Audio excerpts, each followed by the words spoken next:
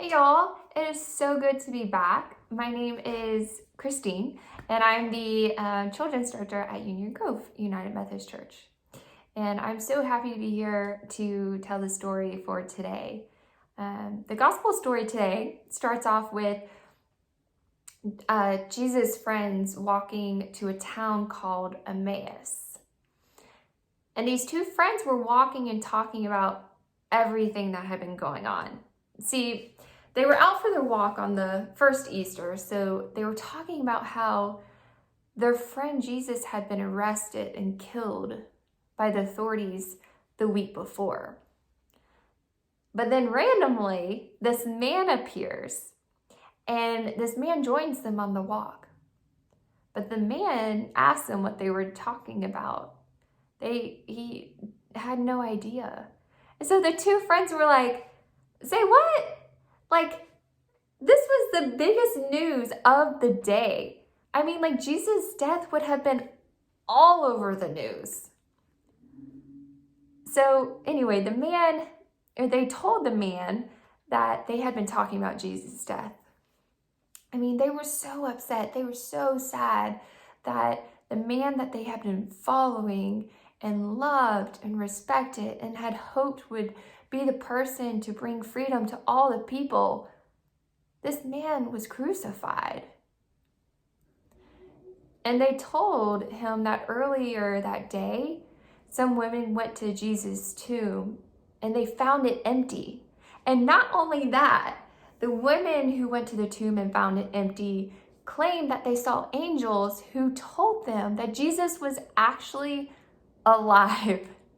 So these two friends that were walking and talking with this man weren't so sure about what the angels had told those women. Well, then after all the talking that these two did, the man that joined them finally had a chance to speak.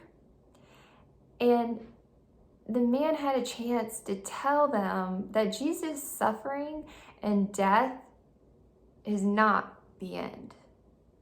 He taught them of the patterns in scriptures, the Old Testament, that from the Messiah's suffering, new life begins. The two friends get to Emmaus, but they decide to invite this man for dinner.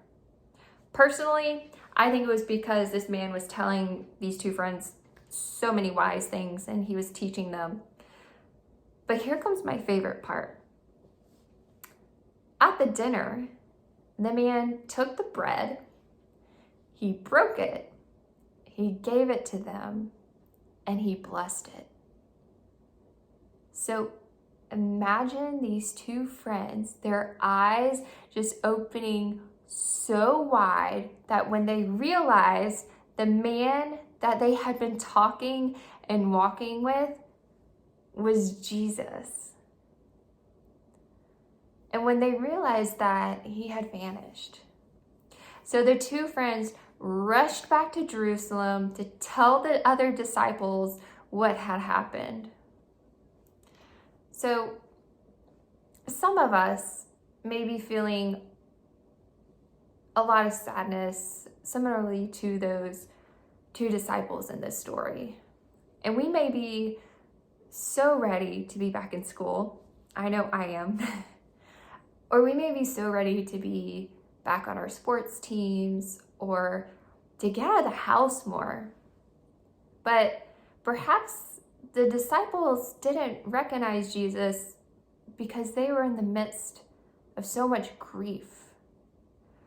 But they soon realized that new life had appeared before their eyes. And the same can happen to us. So let's try to keep our eyes open to help us care for the new life that is appearing in front of us now. Amen.